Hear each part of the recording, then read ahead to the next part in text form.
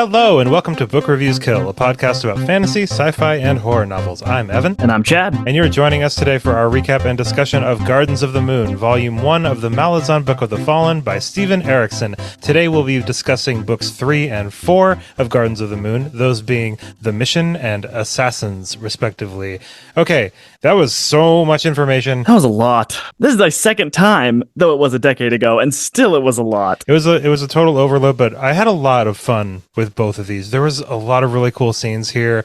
I think that the only parts that I had like a lot of difficulty with, at least as far as like, okay, that's a lot, was when Tool was explaining his whole history to like, that was a lot. That was, I was like, what am I supposed to be paying attention to here? Oh my gosh. I remember reading this the first time and Tool being a kind of a mystery character, at least his like Tool. Background, even though he explains, I love Tool a lot. He's like a really, really cool character, and I liked him a bunch as my memory serves, but I do recall being like, but who is this guy for like many books? Well, and then Lauren is like, tell me about yourself, Tool. And he's like, how about an entire history lesson on like literally everything about my people over 300 millennia.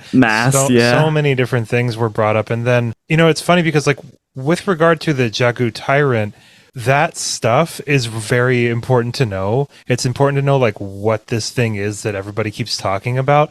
But it's like with this kind of veneer of all this history, I'm kind of like, okay, what am I supposed to latch onto here? What makes this really important? And I think I had a couple other moments like that, just kind of with what Kaladin Brood was talking about, and then like kind of what like the dreams with Krupp and Kroll and stuff, and the whatever the hell happened with Tattersail. That was Tattersail was sprung on us. Man, there's so much that happens in her character line, and just what are we 415 pages into this book right now, I think. Yep, and just the strangest things keep happening in this book that are when compared to the other things that are happening, it's just a big mess of very strange things that seem fairly mundane to the people that are in this book, because it's all it's all just the world, it's the amazing, expansive, incredible world building that this series is that just gets a little bit overwhelming sometimes. But let's get into the recap, because I really want to talk about some of these incredible action scenes that happened, some more revelations. We're digging deeper into some of these characters, and there's some like funny parts to this book that I forgot about. Like there's some good, well-placed, well-delivered, well-executed humor. You can tell that Steven Erikson had a fun time while writing it.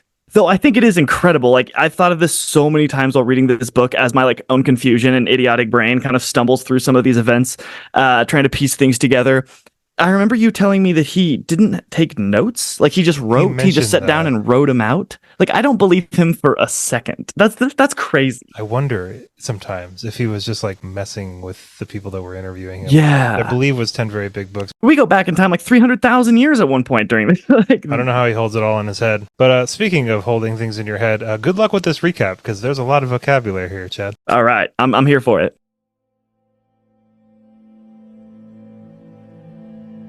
The bridge burners arrive on the northern edge of Lake Azure, Darujistan on the far opposite shore. Whiskey Jack has a short conversation with one of the Black Moranth, asking after a warrior with one arm who fought at Nathalog years past. The Moranth supply the bridge burners with munitions and depart. Deeming their assigned task suicidal, Whiskey Jack informs the remnants of his squad that they will implement his own plan to infiltrate and bring down Darujistan. The plan is to arrive in secret to Darujistan, disguised as fishermen, split into two teams. Team 1 consists of Kalam, Quick Ben, and Sari, while Team 2 consists of the remaining bridge burners. Quick Ben, using his warrens, meets Hairlock at the spar of the Andai, located at the base of the Chaos Warren. Hairlock updates Quick Ben about Gear's attack on Tattersail, and Perrin's blow to the Hound with his mundane sword. Afterwards, Quick proposes something to Whiskey Jack and Kalam, which shakes both of them, but we don't know what this is yet. The bridge burners then set about crossing the lake. On the Rivi Plain, Tok the Younger comes across the site of a battle between Malazan soldiers and a group of Barghast. He sees tracks of surviving soldiers and follows them. Meanwhile, the adjunct and her remaining guards make a desperate stand against more Barghast at the base of an ancient barrow, but are not faring well against 6 terrifying warriors. Lorne is saved by the arrival of Onos Tu'ulan, a Talan Imas, and Tok, who arrives just in time. Lorne is angry that the Talon did not meet up with her days earlier. Tok and the adjunct ride double back to Pale, leaving Onos to make his own way. Perrin wakes in Tattersail's tent 6 days after the Hound's attack. Perrin's revival has messed with his memory, and he is frustrated that Whiskey Jack and company left without him. Tattersail mentions that the coin she has been hearing has stopped spinning, and that Perrin may be being used by a god who intervened to revive him. She also mentions that Hairlock seems to be losing his mind and may want to harm them. Perrin reveals that he bought his sword Chance 3 years ago, and admits his defense against gear was his first time using it. Lorne and Tok head back to Pale and meet with Dujek. After dismissing Tok, Lorne and Dujek discuss Taskren's handling of the nobility in Pale. Lorne sees Dujek as a superior tactician and would favor Dujek over Taskren in the event that Taskren is overstepping his authority. Lorne has a private meeting with Taskren and passes on the Empress's frustration with Taskren's handling of the attack on Moonspawn. The Empress is indeed culling the old guard, and Taskren is helping.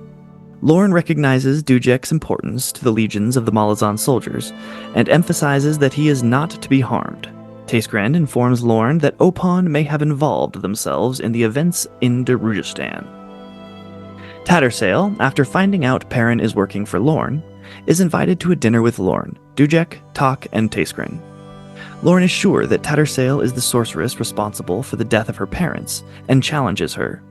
Tattersail claims it was her first command under Lassine, who was Clawmaster at the time, and that she resigned from her post immediately after. Tattersail says she will accept her own execution, and challenges Lorne to a duel, knowing the adjunct wields an Otataral sword. The situation is diffused by Dujek and Taskren, who reminds Lorne that she is the adjunct and has to leave behind her personal grudges. When asked about gear, Tattersail lies and claims that her deck reading made the Hound appear. Tok sees through Tattersail's lie, but chooses to play along, as he feels he owes a debt to the mage cadre for their heroism. Tattersail returns to her quarters, where Perrin informs her that Hairlock knows of Lorne's presence in Pale, and something of Lorne's strange companion. Tattersail plans to leave Pale to warn the Bridgeburners about Lorne's intentions. After discussing the consequences of Taskren and finding out about Opon's influence on Perrin, Tattersail and Perrin sleep together. Lorne leaves Pale and rendezvous with Onas Tu'ulan, who explains his history with the Talan Imas. Lots of confusing history here, but Tool mentions that the Quran Talan Imas are coming, which will end a 300,000-year diaspora. The chapter ends, showing Crone soaring high over the Rivi Plain on her way to meet with Kaladin Brood. Tok and Perrin meet at an inn. Perrin is not convinced that Lorne intends to kill all the Bridgeburners, but is eventually convinced by Tok. They decide to follow Tattersail. Tattersail emerges on the Rivi Plain after struggling to travel through her warren. She is confronted by Belurden, who still carries Nightchill's corpse. Belurden has been sent by Taskren to apprehend or kill Tattersail. Belurden mentions orders he's received to research a Jagut tyrant, but he does not believe Tattersail's assertion that Taskren and the adjunct plan to actually raise a Jagut tyrant. Though incredibly dangerous, Tattersail fully opens her warren, ending the fight between herself and Belurden. It's explosive. From a distance, Tool identifies a number of warrens opened by Tattersail and Belurden, including Starvald Demelaine, the first Elder Warren. He also senses that something new has appeared as a consequence of the many warrens being opened. Perrin and Tok later come across what remains of Belurden and Tattersail. Tok finds tracks of a childlike being heading northeast. Perrin assumes this is all Lorne and Taskren's doing. Crone reports to Kaladin Brood in the Black Dog Forest about the events on Rivi Plain and Darujistan. Brood's forces are winning against the Empire. 2 days after Tattersail's battle with Belurden, Crone survives an encounter with Hairlock, who has been incinerating great ravens with his Chaos Warren as he heads towards Darujistan. Tool and the adjunct witness Crone's flight. Tool cautions her over complacency against the unknown powers. In one of Krupp's dreams, the Imas bonecaster Pran Chol, the elder god Krul, and Krupp work together to bring about the rebirth of Tattersail to a Rivi woman, which also involves the souls of Nightchill and Belurden. Krul warns of the approach of Lorne and Tool to Darujistan. Krupp wakes up and notices a construction crew shouting profanities, but with a strange, different accent.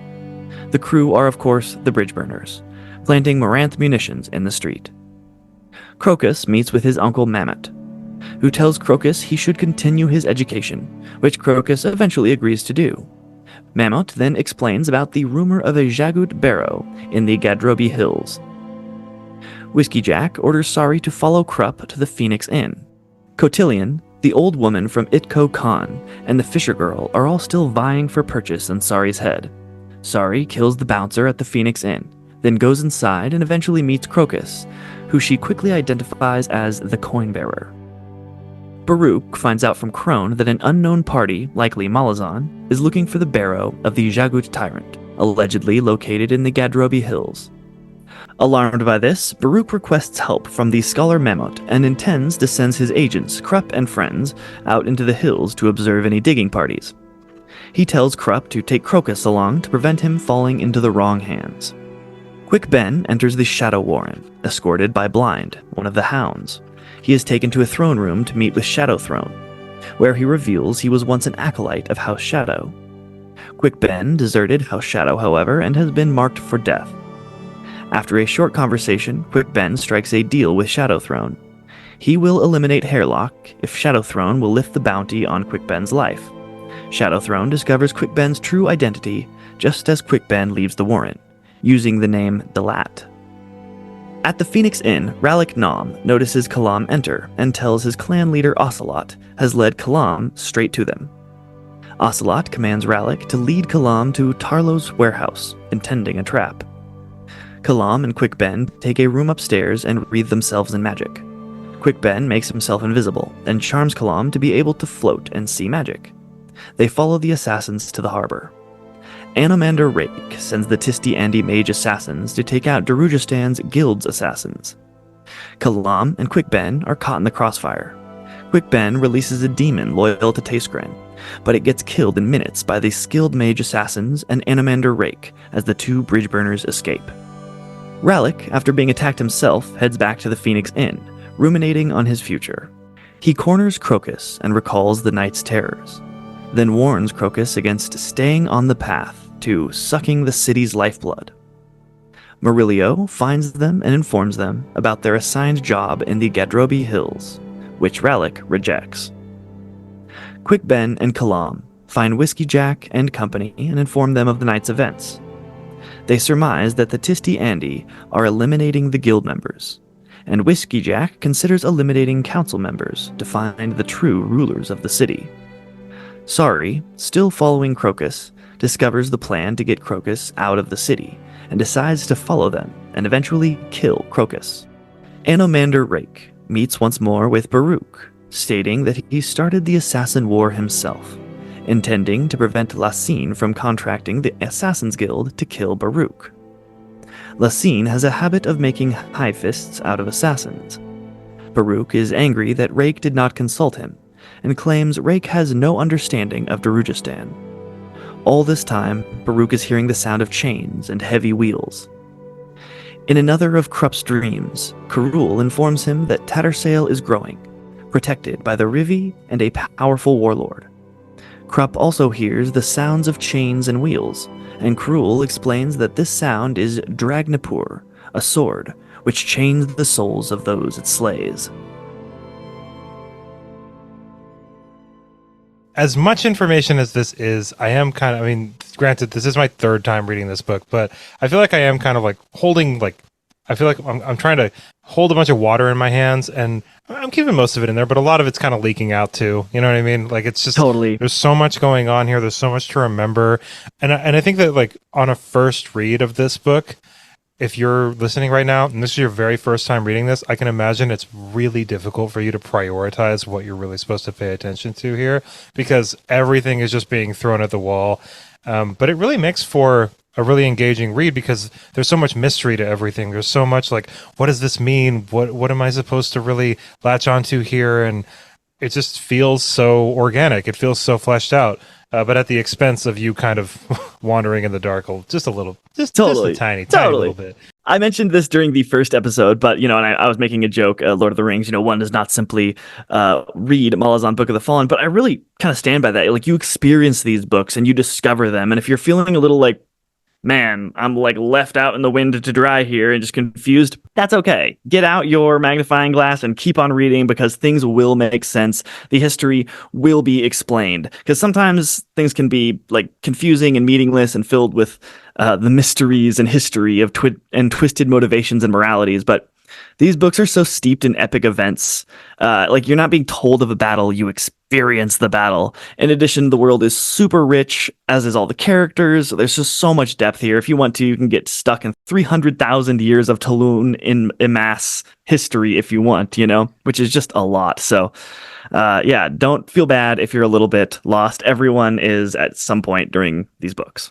I mean, I'm a little lost. I've got some questions, actually, that I don't even know if you're going to be able to answer, but we should just go over some stuff. All right, let's do it. I want to talk about Hairlock real quick. So Hairlock seems to be totally losing his mind. I mean, who wouldn't? Traveling the Chaos Warrens and trapped in the body of a puppet after getting cut in half. I think that's the one that did it. Was the transferring to a body of a puppet. That really... I don't know exactly. I mean, it seems to be the Chaos Warrens, because it seems like Hairlock is kind of like, I got this, you know what I mean? Like, don't worry. I'm curious, because it seems like Hairlock is becoming more of a liability than anything. My question is, why... Not why. I think I understand why they did that to Hairlock, but was that a risk that Quickben knew that they were taking with Hairlock? I don't recall exactly why they did that, but my understanding is that it was not really something that Quickben was like super stoked about. Was something that was like a deal that him and Hairlock made, that he was kind of forced to do this ritual that transferred Hairlock over to marionette puppet. I think that they knew that somebody was trying to kill them too, right? I mean, it's like it's almost like they needed somebody in that position. Like, I think I understand the why of it mostly.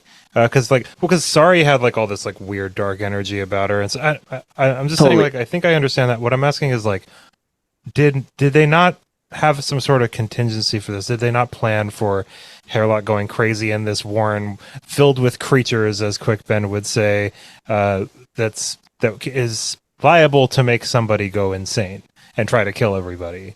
I think it was on the list of things that might happen, but not. I think this is a pretty like unlikely or it's not a thing that done very often. What Hairlock had done to him. So like, I think that they didn't really know. And do you know if he was using the Chaos Warren prior to becoming a marionette? I think yes, right? See, that's something I don't know. I don't know either. If he was, then I would think that it was the whole him being put into a puppet and like losing his physical body and all that, which is making him go insane. If it wasn't, and he just started using the Chaos Warren, then it was. Because I think that him becoming a puppet allows him to do something within the Warrens that he wasn't able to do before. Perhaps that thing is accessing the Chaos Warren at all.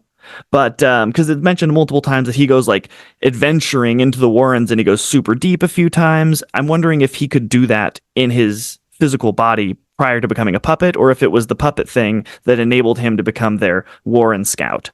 But he definitely is going insane. That what we can be sure of. And I think you saying like him being kind of a liability is definitely a real thing. And not only that, but I think his loyalties are definitely in question. Like, who is he loyal to? And I think himself is really the only answer we can be certain of at this point. What do you think about the Empress's plan of just killing like most of the nobility? Do you think that that's a good way to get the common people on her side? I mean, that seems to be maybe her plan. I mean, I've never run an empire before, but it seems to me like I don't think that that's like a super solid option, considering the amount of hiring from outside, the amount of outside hires you'd have to bring in. Like if I was running a company, I wouldn't just like fire everybody that was in positions of authority just to like please the workers. I would, because I'm so pro worker personally, but like if I was trying to run a successful company, it's like it would seem weird to me to just kind of like throw everybody out that has like a lot of experience running these places, unless they're all like legitimately super corrupt. Like, it just seems like an odd thing for her to do. I mean, I totally agree with you. I think that in order to do something like that, you need to have a intimate knowledge of the hierarchy and what each role, each level of it is playing, as far as like managing the role beneath it, right? Because the problem with being an empress is, yes, you have master control, but if you kill all of the like, managers, the heads of groups, under you, all of the power structures beneath you, then you kind of destroy the organization of everything, and it can be, I would imagine, very, very difficult to get kind of the cogs going again of a factory, if you did that to a factory, and definitely of a city, if you did it to the entire city. Where I think Glassine's motivations come from is this is kind of her thing, right? After she gets power of a place, she kills all of the people holding power before, and then wants to put her own players in place, knowing who they're controlled by. And she probably has no shortage of other players too. Like, she's running an empire, and there's tons of people that are loyal to her as well. I just thought it was kind of strange, like to have that be a policy. Like, it seems like you'd want to be a little bit more selective about that instead of just killing. Like, there's like a part where Adjunct Lorne tells Taishran, like, hey, it's cool that you're doing this and all, but like, make sure to keep Dujek alive, because if we kill Dujek, then we're gonna get a total massive uprising. Like, it's gonna be such a mess. We will have rebellion. But why is Dujek like the only one in Pale that people have that kind of loyalty? You know what I mean? It's like, if this is like a big giant city with like tons of nobles in it, wouldn't some of the nobles have like some of the people's like loyalty? Right, Dujek isn't even one of those nobles. Like, he's just the leader of the Malazan army, Like I said, I've never run an empire before, so maybe Lysine knows something that I don't. But hopefully her claw, which seems to be like her like spy group, hopefully they learned about the hierarchical system of the inner machinations of Pale before destroying everybody. Because you are not wrong, you are going to have absolute chaos on your hands, and like reorganizing all those people, even if you do have your own people ready, it's like, man, it's just going to be very difficult to take over a city that way. I would think that you'd want to kind of do a lot of that work prior to taking over the city militarily, Okay, help me understand, why did Crocus decide to return the jewels to the Da'Arl estate? Because he steals them in the last book of these, and then he decides to return them, and I don't really remember. And then like Chalice wakes up, and they have like a big conversation, and then she lets him go. Sorry is kind of like looming, watching him the entire time this is going on. Do you know Crocus's motivations? I think Crocus is like not even 20, right? He's like 16, 17 years old. Remember what he says something to Chalice, like, all these people are vying for your hand in marriage, but it's going to be me. And he's like, I think that in his mind, he's just kind of got like a vision for himself. Oh, you know what I mean? Like, I think he like fell in love with her naked form when he saw her stealing her stuff the first time. I think that really is kind of the long and short of it. Wow, what a romantic to think that you've got a shot, after like breaking into a room, stealing her stuff. She seemed interested in him, and to a certain extent, she was kind of like, what are you doing? She wasn't like, hey, get the hell out of here. She even said, like, if I scream, you know what I mean, we'll have and he's like, well, I'll just put the dagger to your throat. And he's like, but wow. I'm a bad boy. I think that really is kind of the extent of it. Crocus is kind of like, sense. Yeah, Crocus to me is just kind of like sort of bumbling his way through here. It's kind of like very evidenced by the way that he kind of just like scrapes by not getting murdered on the rooftops with the help of this coin and everything. I think it's just like showcased pretty well that he just kind of reminds me of like the main character, the main like cook character in Ratatouille. Like the kid Linguini, I think is his name. Like, that's what Crocus reminds me of. But I think that's basically it. There could be something else at work here, but I mean, the way that he talks to his uncle and everything, the way that his uncle was kind of like, you need to get back to your schoolwork, and Crocus is like, yeah, totally. And then like the way that Ralek treats Crocus too, he seems to be kind of like the young person taken under the wing of this group kind of thing, right? Like, we all have lived like lives of crime and sin. Maybe if we just push you to keep being educated, you can like rise beyond what we did in the city. Yeah, okay, that makes sense to me. Something like that. Let's talk Tattersail. Let's talk Tattersail and what she was before and whatever the hell she is now. Because I remember, going through this for the third time, like, as I'm reading, I can kind of just remember certain things, like, right before they happen, but it's very blurry. And I'm like, oh, yeah, totally. So when Tattersail's out on the Rivi Plain, I remembered that she was going to run into Bellardan, and there'd be, like, some kind of, like, Warren, like, nuclear explosion, but I, like, forgot exactly, like, what was going to happen next. And I totally forgot that she gets, like, scooped up and, like, put back into some lady, and, like... soul bonded with Belorden and Night Chill. Who's dead? Who's dead? Yeah, but dead only for weeks. Like she did some accidental preservation magic that somehow preserved Night Chill's soul, totally, and then she opened her Warren fully. I know that had something to do with it as well, and so because of Tool. Tool, for anybody listening is a little confused. Tool is the Tilan Amas that is with Adjunct Lorne right now. So because of Tool, the Warrens were difficult. Tool has this elder magic that's been affecting the Warrens because Tattersail was trying to travel through her tier Warren, but she couldn't. She was having trouble with it, and so has to foot it through.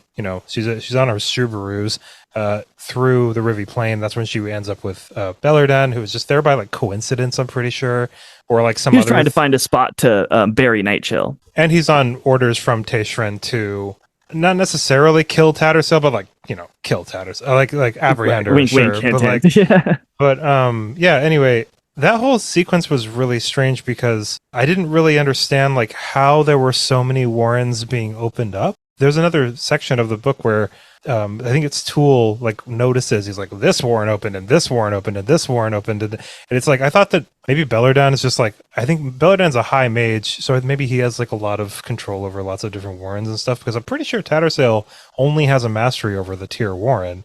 Is Bellerdan a high mage? I kind of thought he was a brawler who's really pretty good sure at taking in eating spells that are sent against him. Wasn't Bellerdan one of the high mages that was there for the Siege of Pale? Yeah, I just looked it up. Bellerdan's a high mage for sure. Okay, so got it. He was the only other surviving mage of the cadre, I think, besides Tattersail and Taishren. I'm pretty sure Bellerdan is the only, because Night Chill died, Callet died, Hairlock is whatever the fuck Hairlock is now. right. And so that whole sequence was really strange because, like I said, I kind of forgot what happened, and then through the dreams that Krupp is having, I'm kind of picking up on it, but also I think we're going to just need to read just a little bit more for me to really be able to discuss what Tattersail ends up as. But let's go back just a tiny bit to the situation with Tattersail, not only with Perrin, which they just hook up, which is great. They just hook up. I think that's funny. I wonder if it'll be an ongoing theme in this story, because I know it is in lots of stories that right before someone dies or goes through whatever happens to Tattersail, some sort of ending of her present body's condition, they hook up. I wonder if that'll be an ongoing theme, somebody hooks up, gets laid, and then they die very soon after, crushed by some Thelamin. Better than dying without hooking up, I guess. Absolutely. So the stuff with Perrin, I felt was very kind of we're reviewing stuff where she finds out that Perrin was working for Lorne, she gets all upset. That stuff is cool. I really want to talk about the conversation though that Tattersail is a part of during this dinner. She arrives and Adjunct Lorne is hey, you basically are responsible for my whole family dying of plague. You killed my parents. Her parents dying of plague, which is pretty weak, honestly. Pretty weak. I mean, I get it, and I would be really upset if my parents died too, obviously. But and Tattersail just kind of goes, well, nope, Lorne. Puts it, or last scene, she blames it on the Empress because she's I was under orders. Well, she was under orders, and Dujek made a really good point where he was kind of just hey, we're all working for this empire who is hell-bent on taking over the world. I mean, obviously we're all doing shady stuff here. It's silly. And then even Taishren is just hey, you're the adjunct now. Whatever you were before is not you now. And even Lauren is you're totally right. I can't do that. But I thought it was really cool that Tattersail was I think at first, I could be wrong about the exact order of events here, but doesn't she at first, she's you can kill me if you feel you can execute me if you feel that's because she outranks her and everything. And then someone says nah, don't do that. And then she's okay, well, how about a duel? Because Tattersail knows that Adjunct Lorne with her Ototaro sword would just absolutely eviscerate Tattersail. And so... Because I think the sword drinks magic or something is what I got the idea of. It's antithetical to magic. Okay. There's a lot of antithetical to magic things. And somebody people corrected us in the Discord. We should actually... somebody correct us in the Discord about a couple different things. Thank you, Discord. Thank you, Discord. Yeah, we're going to need some more corrections probably as we go. But honestly... we'll probably get a little more accurate as we go here too. Totally. I feel once we kind of get the whole picture pieced together, I feel we're going to get into a rhythm. But somebody, and I don't even know if I want to use the word corrected, because I don't even know if you're 100% right, my dear Discord followers, the dear Discord community. I don't know who's right. But I will say we did get corrected here that Lorne isn't anti-magic in the way that we were talking about in the previous episode, but her sword definitely seems to be. Like Totally. her sword is like, it like sucks up majory. I don't know. Majory. That's not a word. But I do think that the because we got Adjunct Lorne confused with the Claw, because the Claw are mage killers, right? That's how Topper is introduced to us as. But I do think that not only are they mage killers, they're also just kind of like the CIA for Lacine. Like, they kind of just do her dirty work. They assassinate people. They have a kind of a direct access to the powers that be and are controlled by them. I don't know if the Claw is necessarily like specifically for mages. I think they're just assassins. They're the Malazan's like elite group of assassins. Because the Claw was created by Lacine when she was known as Surly. The Claw were like a secret police. They were like a network of spies. Kind of like the CIA or FBI yeah, or like whatever. You just mentioned that. Yeah, like the CIA. They were kind of like just a little bit more internal, I think, and modeled after the previous emperor's kind of assassins called the Talon. Claw is a play on the Talon.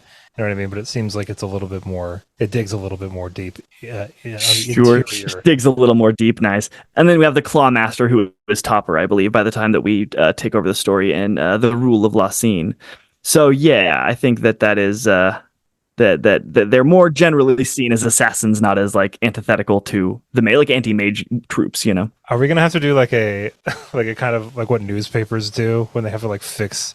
Because somebody wrote in and was like, that's actually not right. We have to be like, okay, that's not right. All right, guys. We're wrong about this thing. We're sorry. So real quick, let me just read a couple of things that were clarifications brought to us by Surav in the Discord. The Adjunct Lorne is just a normal human. She is not anti-magic, but something about her is anti-magic. You'll find that out in Subbook 3. And so that seems to be the tutorial sword that she has. The Hound Gear was not coming after Perrin. He was coming after Hairlock, because Hairlock was using the Warren of Shadow for traveling and was also using the Chaos Warren. Gear was on his trail, and when Hairlock came to meet Tattersail, Gear followed him there. Perrin was just there. Regarding the Wizards of Pale, they were allied with Anomander Rake and the Tist Andi, but during the battle they fled, fearing that the Malazan Empire's claws would kill all of them. Which super pissed Rake off. Sure, Rake would have protected them from the claws, but they didn't trust him and left Rake alone to fight their war in which Rake was helping them. That's why Rake wants them killed. So thank you so much for that clarification there. Chad and I were a little off on a couple of those things. And also, regarding the gods and descendants, so Sarav says this is never explained in detail. You just have to pick it up from the clues given in the books. So Sarav is putting forward that there are no real gods. There are just people that are kind of humans that have ascended to a certain level that is considered gods. I still don't know if that's 100% correct. That sounds like I could run with that for the next few books at least. And it sounds like Krull, like the elder gods, are ones that are actively being worshipped right now. So maybe that is like another tier of gods. But it seems weird to me to like use the word gods if you have the word ascendants. Like, why would you use that word? But I'm not Steven Erikson, so I don't know, man. I'm confused enough, Steven. Like, my understanding of the elder gods were that they were gods that existed before the creation of the Warrens. So like something happened, which I kind of know of because I read the books, but I won't talk about it right now. That kind of allowed the Warrens to come into creation, and the elder gods are these ascendant beings that were there prior to the Warrens coming into existence. I see. Like Krull. Krull was an elder god. I don't know if they have any active worshippers, but I think like the defining factor was whereabouts in the world's timeline and in relation to the creations of the Warrens, as how you get the title of Elder God. Speaking of ascendants, there's a really interesting, this whole, part 4 of the book 4, wraps up with a conversation between Anomander Rake and Baruch. And Anomander Rake kind of mentions like, you are definitely more than you seem, because most people don't meet me eye to eye. Like most people are afraid of me. He was like stoked on him. He was like, hey, like this guy's talking to me. Yeah. And then Baruch just kind of like slyly, cryptically says like, well, there are more subtle paths to ascension, basically. I loved that line. That was such a badass line. Yeah. So I think Anomander Rake is probably farther along the ascension trail. Like, I don't think that Anomander Rake has ascended. Like, I don't think he's quite on the same level as like the Rope Cotillion or Amaneus or anything like that. Maybe he is Opon, but I don't think so. I think he's like right under that level, is my understanding. I could be totally wrong. And I think Baruch is right under him as far as power level.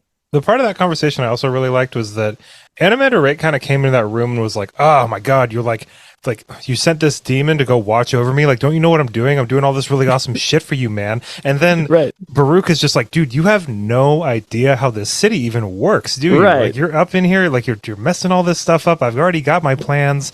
You know what I mean? Like, you think you're helping, but you're actually not."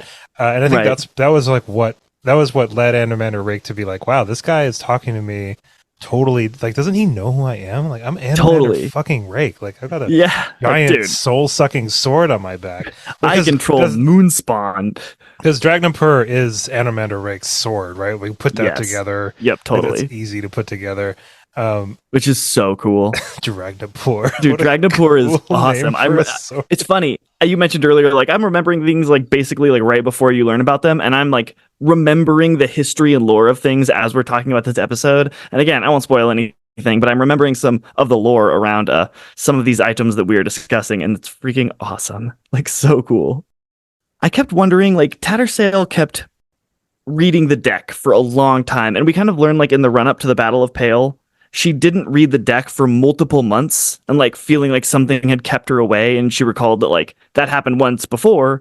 And that was the night before her, like at the time, lover was killed. So I wonder what was keeping her from reading the decks. And then once she decided to like break that and start reading the deck, it seemed like she was doing it all the time. She did it for Taskrin. She did it for herself. She did it just a bunch of times with Hairlock. It seems like the closer you know about the Ascendant's machinations, the more you're kind of like by proxy involved with them. Like, I wonder if that's really like beneficial to her or not, to like maybe it'd just be better to like not know about him, you know? I really don't have much to say at all about the deck. I think we'll have to just like read more about it. Tattersail definitely seems to have a pretty good affinity with the deck. And the deck seems to be a lot more than just like a tarot card thing.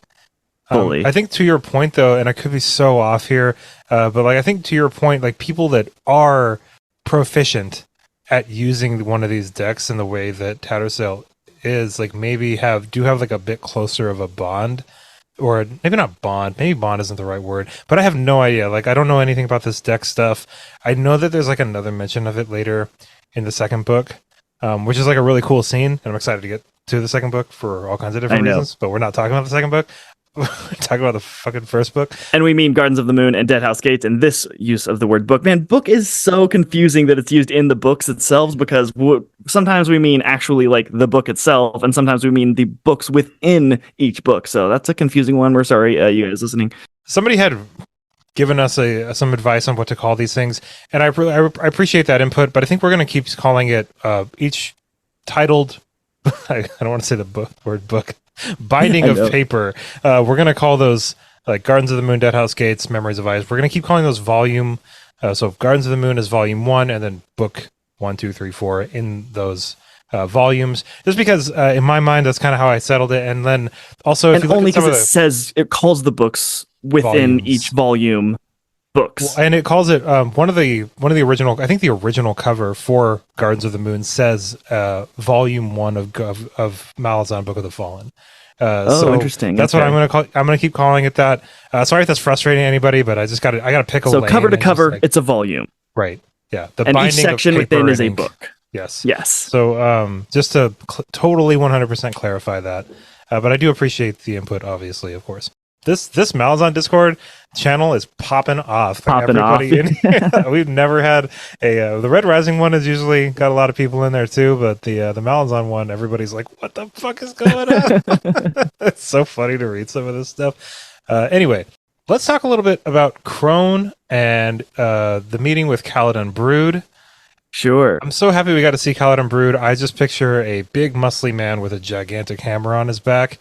Is that correct for Caladan Brood? I think so. Yeah. Oh, yeah, definitely. And I think he's got like a like a handsome. He's a handsome man. He's like handsome but dark, and like his back is straight, although he has the weight of like many thousands and the responsibility of them upon his shoulders. I think his presence is heavy, and he's literally heavy. Like I bet you he's over 300 pounds on a scale, but like just pure muscle, towering muscle. But I think you can feel when he walks into the room.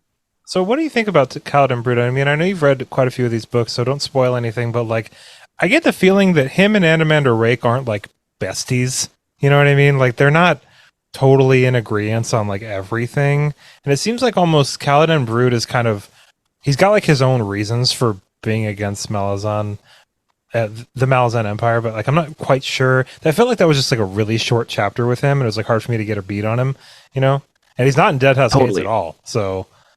Is he? No, I don't think he is. Is he not? I don't know. I don't think he is. I don't know. Sorry. But I know that he led a force of Tisti called the Crimson Guard, and he is part Barghest, which we've had kind of not an explanation of the Barghests. Like I know it, like in the Salvatore books, like a Barghest is like like a humanoid kind of like baby demon thing. Like once they eventually level up, then they go and take their place in like their own realm of existence, and they're kind of like a full-fledged demon. So I don't know if that's what a Barghest is in these books, or if this is just like an orc or a troll or something like that. If he has like a little bit of, but I know that he has some Barghest blood in him, which is why he's such a towering, imposing figure. See, that's another thing about Malazan is that there are so many different races. There's so much going on here. Like there's the Tilan and Mas, the Tisti Andi, the Barghest, the Moranth. Obviously, there's humans. There's the Forkrul Essail, which I don't know what the hell. The Tisti Idur, the Tisti Andi, or like the Tisti Leosan or something like that. There's like Telemans. There's so much. There's so much. Lot. The Trells, I think I remember that word. It's there's quite a bit happening here. So when you're talking about Barghest and you're like, what is it about the Barghest? Like, are they similar? I'm like, I have no idea, man. Like, I have no clue. I forgot that there were even Barghest in Salvatore's stuff. Yeah, I know. Okay, so I'll just read this here. The Barghest were a non-human pastoral nomadic warrior society who were found on several continents. The Barghest of Genebacus were concentrated in the Barghest range. Seems like that makes sense. Generally larger than humans, they were often seen as exotic barbarians or savages by non-Barghest. They were divided into many clans, with each hunter group identified through their woad tattooing. Their tattoos depicted the history, yada yada, duels to the death. Yeah, so they're basically like imagine like orc-human barbarians, kind of, is kind of what I'm thinking. But maybe orcs is painting them under a wrong light, because they're usually low in intelligence, and Kaladin Brood is certainly not low in intelligence. Okay, so in Gardens of the Moon, Kaladin Brood is leading the Tisti Andi force, Crimson Guard, the Rivi Mott Irregulars. He kind of has a unified force of them that are called the Crimson Guard, I believe. And he's basically been working with Anomander Rake. They have a long and storied history, but for the last few thousand years, I think they have been kind of buddies. Seems like they always kind of get kind of buddies. Yeah. Like there's both ascendants, and I think that like Anomander Rake is like, I'm in charge, and Kaladin Brood is like, I'm in charge. So I don't really know who is in charge between them, but I know that they're buddies, kinda. Didn't we just discuss this? So is Anomander Rake an ascendant? Like he's not a god, but like ascendants and gods are like kind of the same thing. Like what do you? I know we did just discuss this. Yeah. I don't know, and I think if we were to look it up, I think that we would find out that he is an ascendant. Well, let's just leave it for later, And, okay. We'll know when we know, and we won't know if we don't know, just like everything else. Totally. I think I get confused sometimes with the Ascendants being in control of a Warren, kind of like the Shadow Throne, Like, I don't know if Anomander Rake is also in control of Warren, because he's obviously has like a presence like here in this mortal plane, And so I think that I'm getting maybe my wires crossed a little bit in the Warrens, but whatever. Let's shift over a little bit to Quickben, taking on a jaunt over to go talk to Shadow Throne, being escorted by this really cool, like white-furred hound named Blind, I think was their name. Yeah, man, so cool. You could like hear other hounds in the distance and stuff, and like, oh man, I love this scene so much. So I kind of mentioned Hairlock a little bit earlier, and like, why did they do all this, and don't they know that Hairlock's going to go crazy and all this stuff? I don't think they did. I'm thinking about it now though, and like maybe Quick Ben had Hairlock going crazy like in his back pocket too. He's like, this is gonna work out for me because this guy's obviously gonna lose his mind. And so when he does, I'll be able to go talk to Shadow Throne and be like, hey, I'll take care of your Hairlock problem if you lift this assassination order off of my head. You know what I mean? Like maybe totally, because it seems like the Throne of Shadow has it out for Quick Ben. Well, because Quick Ben had been an acolyte previously, but then left, it sounds like, gathered a bunch of power or something, or like learned a bunch of stuff maybe, or just experience in general, and then bounced out of there. But I don't think, from what it sounds like, you're not really supposed to leave. Like, I don't think you're really supposed to just like, thanks for everything, like, that's enough for me, I'm going to go find different I don't prospects. think the Ascendants No, really I don't think you're supposed to do that. Yeah, and so there's been like a hit out on him, basically. So I'm wondering maybe if Quick Ben... Like, do you think that Quick Ben was just using this situation to his advantage, or do you think Quick Ben maybe knew the situation? Right, like maybe knew that Hairlock was going to eventually become a thorn in everybody's side and be able to go to Shadow Throne then and say, I'll take this guy off of your hands. I'm gonna give it to him. I'm gonna say that he planned this whole thing because, like, there's obviously, I mean, there's a reoccurring theme in not only his character but so many other characters, from Baruch to Kaladin Brute. Everyone is more than they seem. And so I think that Quick Ben is a perfect example of someone being more than they seem. Obviously, he has a long history. Tattersail at one point turns to him and is like, who are you? Like, I should know all of the masters of the Warrens. Someone who is like a mage that has risen to the level that they now master a Warren. She should know who that is, even though she never was able to identify exactly which Warren he was using, and only really saying that it was like had a spicy kind of cinnamony sort of musk to it whenever he popped up out of his smoky gates of his warren. So I don't really know. But yeah, I have no idea. I want to say that he is more than he seems and planned the Hairlock thing from the beginning because he's just that devious. Do I know that for certain? Hell no. And I guess a name to look out for is whatever it starts with a D that Shadow Throne, Dalet, D-A-L-E-T? Yeah. Dalet, yeah. So that's a name to keep an eye out for to see if we can kind of pick at his past and kind of see who he is. We'll keep that name in mind. Dalet. Help me understand why Whiskey Jack was like, let's just put explosives in the city. I don't really understand how that's accomplishing his goal of like getting inside the city and unraveling them before the rest of the army gets there. Help me understand what's going on there.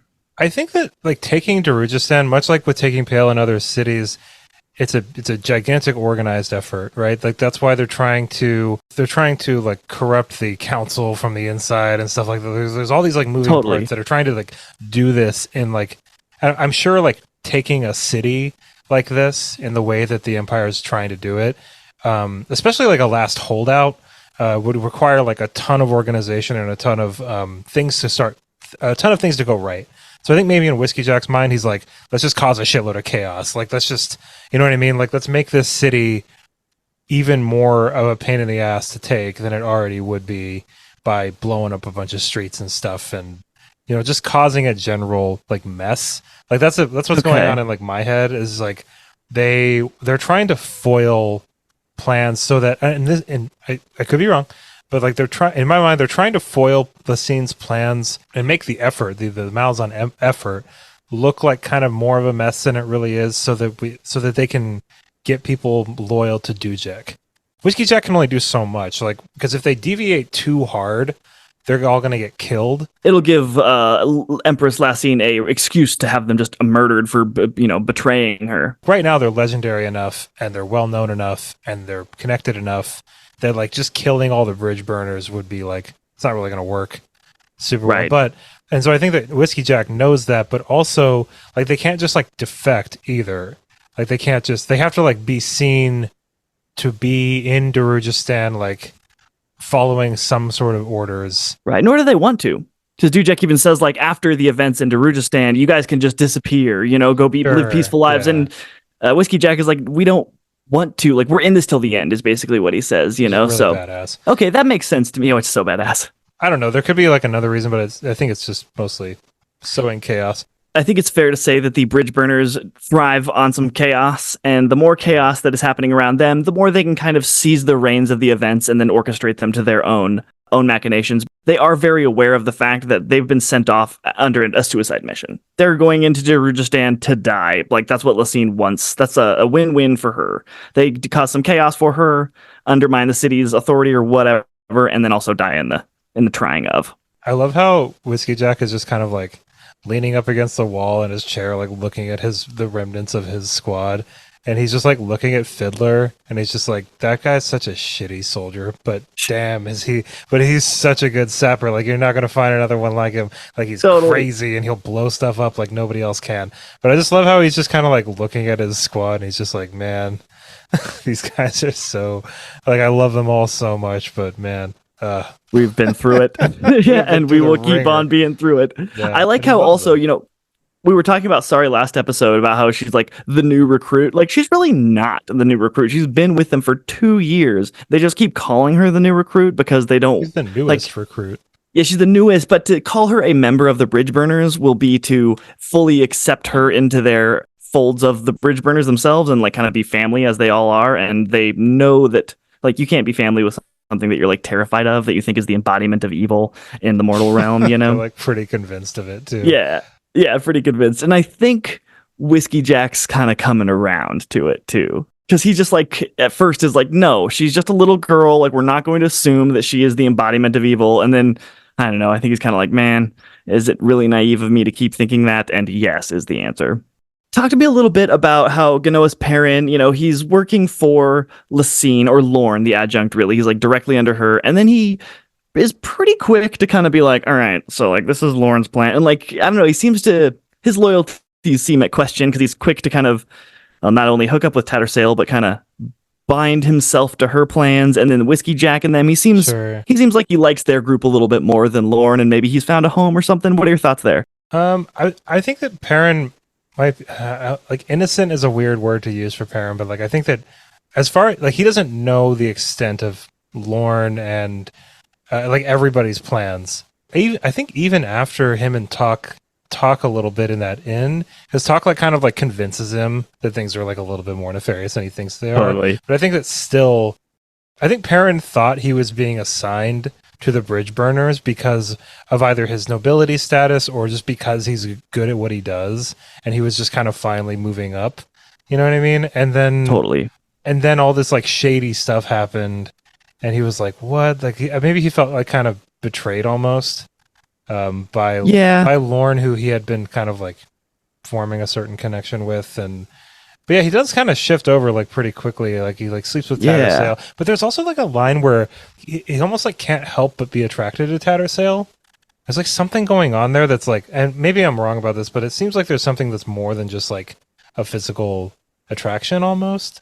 I mean, Tattersail, like the first time she meets him or something, he like mentions like the smooth warmth of his voice or something like that, and how she like makes him laugh, and she's like pretty stoked about it. I do agree that it is a little bit like abrupt, maybe, of Perrin. Yeah, but like I don't know. It kind of makes sense too, because I think from where Perrin's standing, he's just like, why are they going after the Bridge Burners? Like, what the hell? Like, why am I supposed to be watching Sari?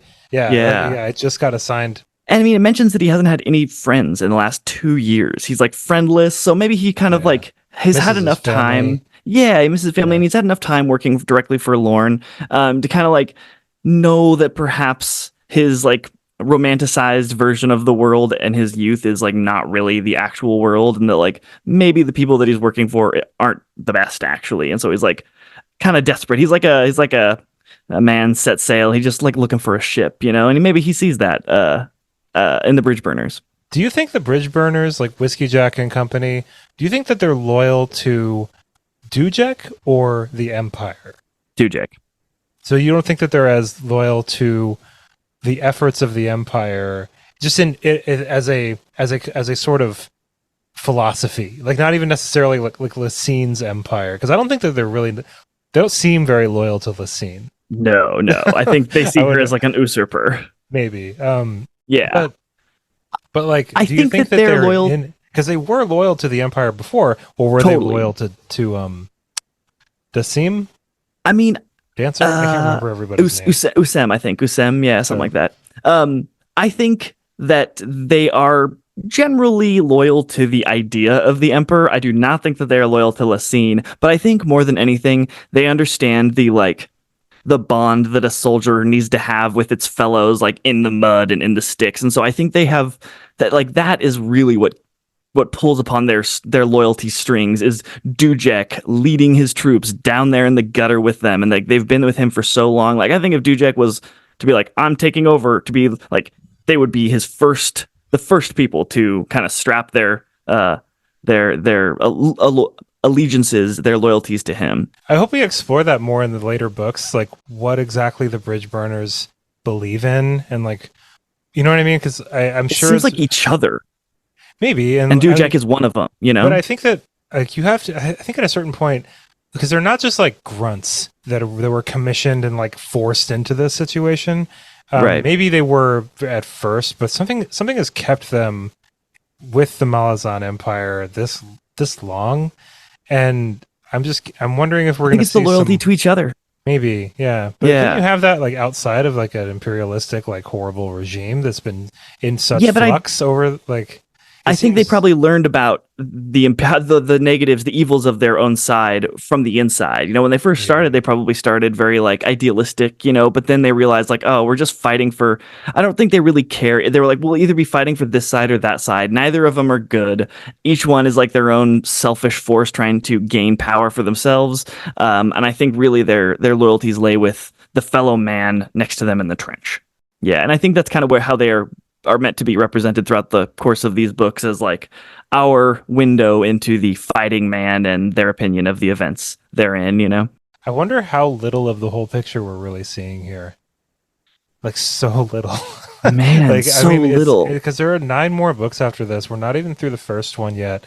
And I wonder, we're watching like a chunk of this world's time, right? And it just so happens we're watching an empire kind of develop and take over. It seems to be, you know, it's like if you were cataloging the Roman Empire and its rise, or not even necessarily its rise, but its change. You know what I mean? It's evolution. And if you were to write 10 books about that, even just one section of like one period of the Roman Empire and that evolution from maybe just one form to the next, the amount of stories and the amount of perspectives and the amount of opinions, and you know what I mean? Like, I wonder if the way that we're seeing the Empire in the Gardens of the Moon as like this kind of this unstoppable imperialistic colonizing force. It's like maybe not even unstoppable though, right? Because like Kaladin Brood is giving them a run for their money over in the marsh or whatever. And like maybe we're gonna see like more inside of other people's heads as the series goes on. It's gonna like change our opinion not only of the Empire but of this book, you know, and then maybe we'll have it changed again. I wonder if that's the sort of scope that Erikson is kind of going for here. I think so. That's amazing if it is, because like what an undertaking, you know, like I can't imagine writing. There's players that we haven't even. Sure. Sorry. Yeah. There's players that we haven't even been introduced to yet, you know?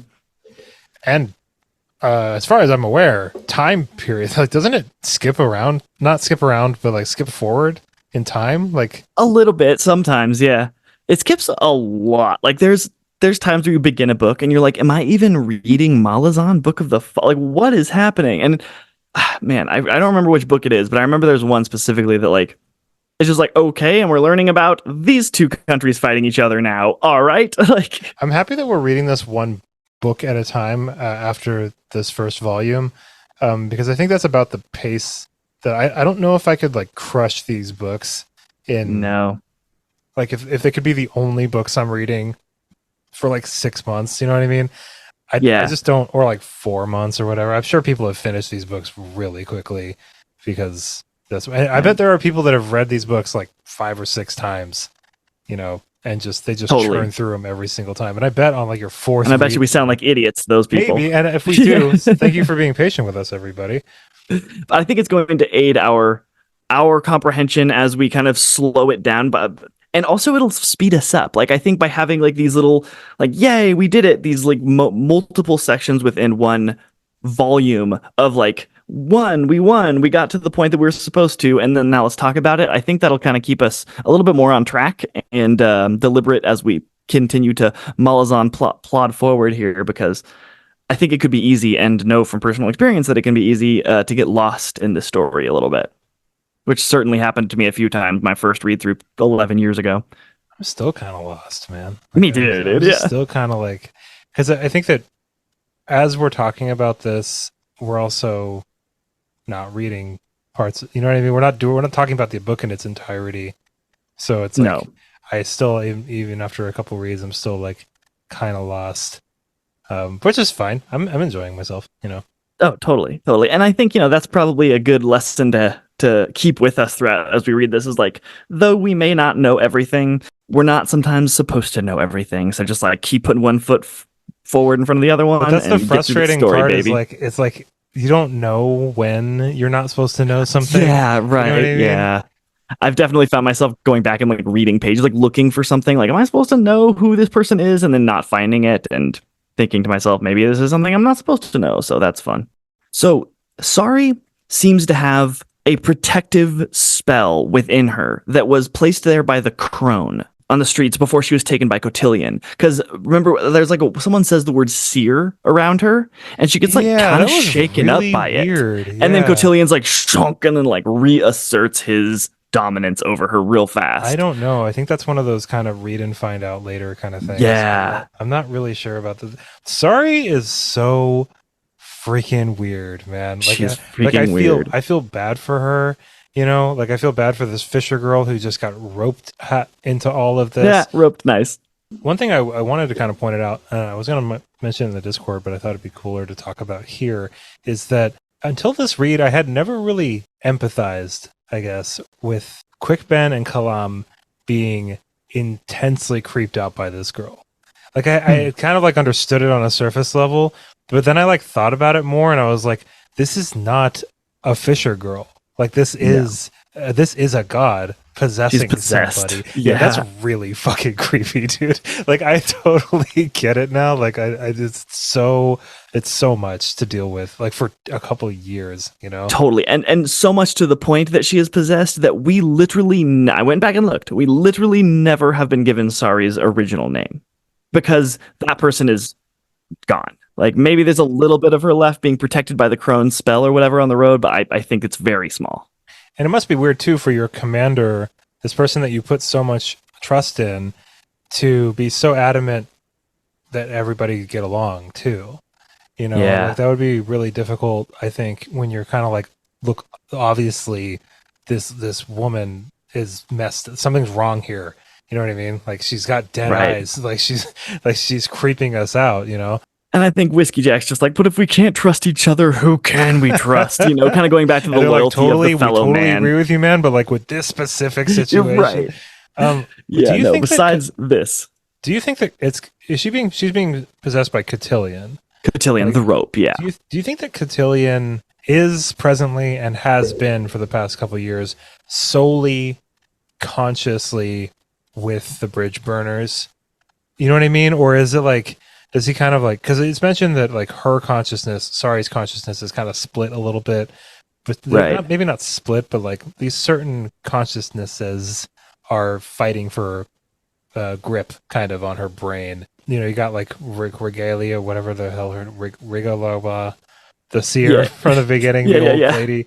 Whose name we did learn, Cotillion, and then Sari, or the Fisher girl, I should say, who all make up, there's like a trifecta that makes up Sari. Is Cotillion kind of like really with the bridge burners, or is it just an influence? Is it just like did Cotillion give her some sort of like orders and then kind of like fuck off for a little bit? Well, it's obviously not him 100% of the time, because there's like other times that we see him off interacting with other people that when he's not in the middle of Sari. Influence. So yeah, I would think that it's like him exacting his influence on her, and there are times when his grip is holding her tight, and there are times that he's kind of off distracted doing other things. You know, like obviously when she killed the quote unquote Perrin, he was like in her. He was like actively like controlling her, you know, and there was somebody said something like, she has a conversation with, as soon as she kills him, she has a conversation with somebody, and that person calls her Cotillion.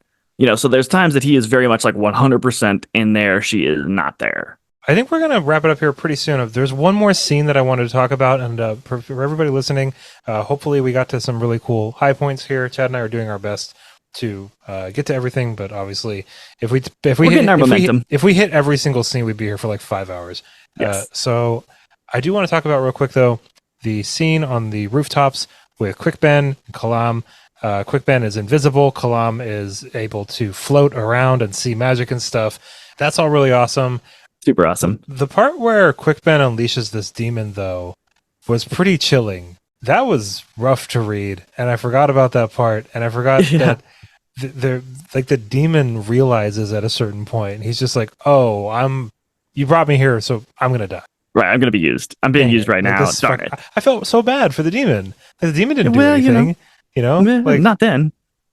He gets owned by Anamander Rake, right? And the mages that are around him pretty quick, I think. He does, yeah. But yeah, what'd you think about all that? Like, what do you think about the kind of like casual?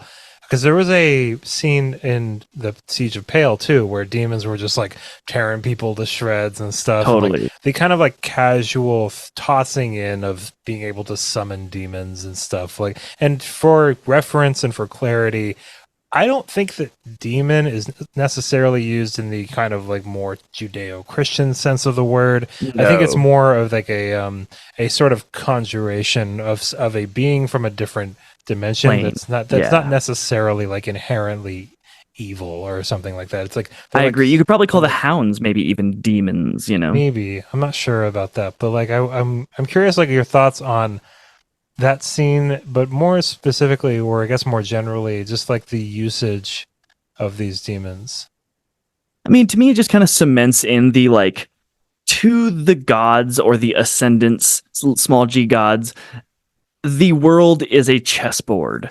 And I think even to a lot of the people within the world, Quick Ben being one of them, the world's also kind of, and it's just kind of saying that like, yes, the people, the world, the mortal realm is a chessboard is seen as a chessboard by the ascendants. I think that it's saying that like not just the ascendants can use others, this whole game is a game of like multi-tiered manipulation of people using other people for their own benefits. And I thought it was really curious about that scene was that we get kind of like the demon's perspective seriously on that, which is kind of interesting. And I think that was just like the demon being like, oh, right, everyone's using everybody else. And here I am being like a meat shield. Like I'm a meat shield and that's it. I'm going to go do my job. Because like obviously the ones that were summoned to rip apart the civilians or the defenders of Pale were like stoked probably that they got to be released upon the Pale defendants. Maybe not, I don't know, but kind of seemed like they were.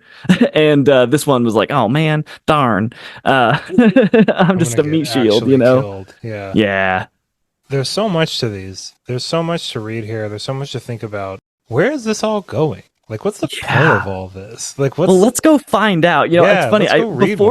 Before this episode, I was like all stoked. I was like, man, I got this. I know exactly what happened. And you asked me so many questions, and I was like, boy, I don't really know. It's funny how like we think that we have the story on lockdown, and then we start getting asked questions about it, and our silly ideas quickly fall by the wayside. Yeah, like I'm wondering if I'm even gonna have like a super strong grasp on everything when I finish this series. I hope by the time that we finish the series, I think so. Yeah, I mean, I don't think it'll be a waste of time or anything. Far from it. I mean, I think that I wonder if I'm going to get to the end of this series and be like, man, that took a really long time. And like, what did you know what I mean? Like, what happened? Like, what? I don't know if there will be one like overarching point to these books. I think it's kind of like you mentioned with the Roman Empire thing. It's kind of like a chunk out of the middle of like, here's the events and happenings within this time. And yeah, because I don't know if there will be like an overarching bad guy or overarching good guys. I know there will be like characters that kind of tend to follow those themes and build upon them. But like, I think that, and in fact, that's kind of one of the points is that both in this world and many times in our world, the bad guys who we think they are is really a group of people, some there by their own wants and desires and others being forced to by other people. And, not everything is so black and white as good or bad. Everything has an element of both, including the enemy that you're fighting. I like that. I think that was very well put, Chad. Thank you. I've only read 2.5-ish of these books, but I think I can very safely say there's just nothing like Malazan. Like, they're really nothing like them. I haven't read anything like, even Gardens of the Moon. Like, I haven't read anything like this. I feel like there's a certain darkness to this series, but also it's not that bad, though. You know what I mean? Like, it's like yes, this is like this horrible process of this empire and these demons and these swords and killing and all that, but there's like it's not. It doesn't feel like Faithful and the Fallen felt to me, where it was like this kind of like mindless murder and mayhem everywhere. It feels like there's so much more to bite into here. Like, right. The events mean more. Yeah, but also there is like this kind of like sadness almost to the series.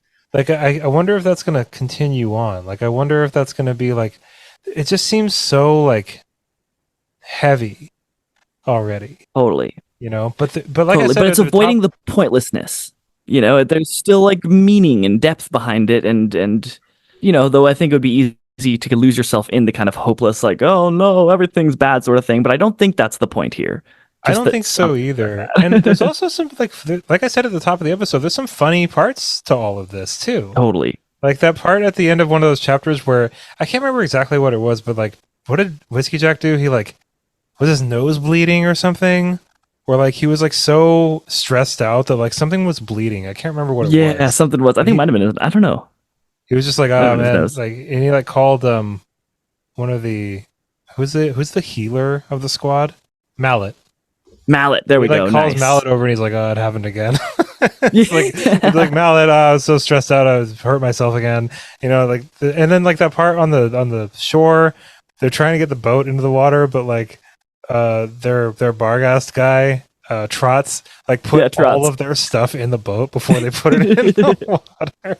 And they was like trying to pull it in there, and he's just like, oh my gosh, I gotta work with a bunch of idiots. Like, I do really appreciate those moments. They feel earned and they feel funny, and even the part where like Crocus is like giving the stuff back to this girl, and like they're just having this sort of like moronic conversation with each other. That it's just like super young people like don't know what's going on, and I just I really wanted to like shout that out and say how much like I really do appreciate there's some levity in all of this, because like there is like kind of like this dark through line going through everything, but I think that the depth and the mystery and the excellent writing, and for anybody that's listening right now who has not read Dead House Gates is a way better book than this. Like I can't stress enough. So, yeah. Like I can't, like, because to give a little bit more history before we take off here, I want to give a little more history about Gardens of the Moon as it started out for Malazan. Like, Gardens of the Moon was intended to be a screenplay, and it reads like it, kind of. Well, because we're like dancing around so much, by scene sort of totally. thing.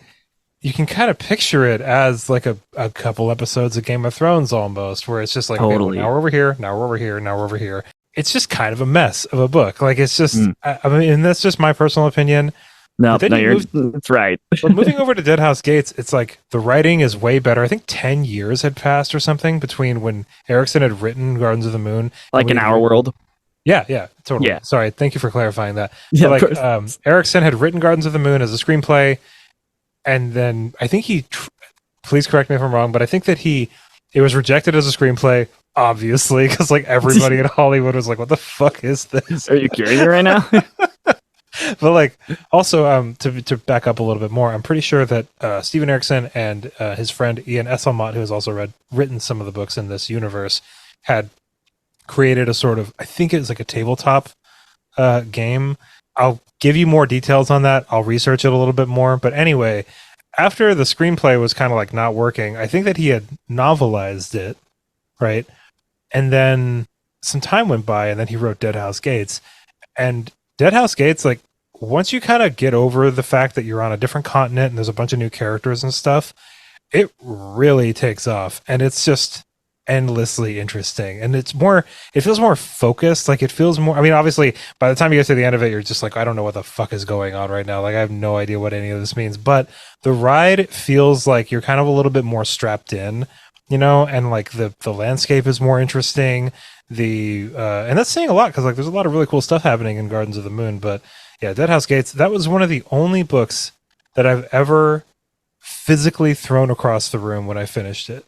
I don't know if I've really ever done that with any other book. Wait, which series? Well, not series, but the end of Deadhouse Gates. Oh, right. Maybe not even like the very end. There's just like a sequence toward the very end of it that happened, and I threw my book across the room because I was so frustrated, but in the best way, like in such a good way. It was so cool. Oh, I know that I don't know about the time, but I think like when the screenplay was written, but I know that there was only a year. 1999 was when Malazan, the first Malazan, was released, and then year 2000 was Deadhouse Gates. But I think the chunk of time that you're alluding to is when the screenplay version of Gardens of the Moon was originally written. Okay, yeah, and then he like rechanged it and published it by 1999, and then the next year 2000 he came out with Deadhouse Gates. But I know that the kind of Malazan world and this idea was kind of written, I think even late 80s maybe, as the backdrop for a GURPS campaign, which if you don't know GURPS, it's like a very open-ended D&D kind of role-playing system that you can use, very similar to D&D. In fact, I like it more than D&D. It's just more open-ended, and if you wanted to be, I won't get into the nitpickies of GURPS, but it is a really fun version of the D&D game, like an offshoot version of it. And I know that Malazan was kind of written for the backdrop and the world and the lore of their GURPS campaign, and then it turned into this. So what a cool history. Yeah, and I mean, it sounds like these two guys, Erikson and Esselmont, maybe one of the reasons that Erikson doesn't really need or claims. I'm going to press him about that if we ever have him on here. I'm going to be like, you said that you didn't take notes, but anyway, I wonder if they had just familiarized themselves so much by like just thoroughly building out this world together over what sounds like almost a decade. By the time it came to like novelize this stuff, it was maybe just a bit more second nature them and allowed them to do this in media res type thing that they were able to do. I haven't read any of the Esselmont books. I've heard that you can really get away with just reading the 10, and then if you do a reread, it's a good idea to kind of like insert. Then that's what I'm going to do with Stormlight, actually, just to change the subject just a tiny bit. But with Stormlight, we're going to read Way of Kings, Words of Radiance, and then we're going to read Edge Dancer, I think. Oh, okay. Is that like the... It's a novella, but it's not even a novella. It's like 300 pages long. Oh, wow, But it's just like a novella compared to the rest of Stormlight. And then you read Oathbringer, and then I think there's like another novella. I can't remember the name of it. Sorry. Dawnshard, I think is what it's called. And then you read Rhythm of War, and then you read Light and Truth or Sword. Yeah, I don't know if I can handle that with doing that with this read through, but maybe my next read through of Malazan. I was thinking about that, dude. I was like thinking today. I was like, are me and Chad gonna have to do like a Malazan reread again? Like after that'd be like 5 years from now, or we could do it like right afterwards. Nope, we're not. We're not going back to the beginning of it. Right afterwards. What podcast has done that though? Like, what podcast has done Malazan not once? But twice. We're doing it 2 times. Oh my god. It'd be like embarrassing to listen to the episode, but like, wow, we sound like damn fools confused in both of them. But like, because I know, think about like the amount of confidence we'd go into so much, of the Moon with, and then we'd still be like, why did that happen again? Like, what the hell is happening? All right. That's going to do it for us today, everybody. Thank you so much for listening to this episode. I want to go read too. Yeah. I really want to. The next episode will be books 5, 6, and 7. To the Gardens end of the Moon. That will be the end, our last episode for Gardens of the Moon, and then we will start with book 1 of volume 2, Deadhouse Gates, in a couple weeks. We're gonna try. I try not to set expectations for everybody, but just so you know, Chad and I are going to try to put out a Malazan episode every Friday. So damn straight. We'll see if we can keep to that. We'll try our very, very best. It's only a couple hundred pages a week, so which I think is what lends to the chaosness of maybe this one and the last episode that we did, is because we're trying to rush through these because we're not doing one a week. We're doing one every like 4 days or something like that. And so we're really trying to get on to that first. Yeah. Well, like I thought that January 12th was January 15th. Oh, right. There was really like dumb. the mishap with I posted on all of my socials. I was like, starting Gardens of the Moon, be ready, January 15th. And I bet a bunch of people were like, why are you putting it out on a Monday, Evan? Like, why would you put out that's weird. That's the same day as another of your episodes. Like, why are you putting 2 episodes out a day? But I thought the 15th was a Friday. And so we put it out on Tuesday.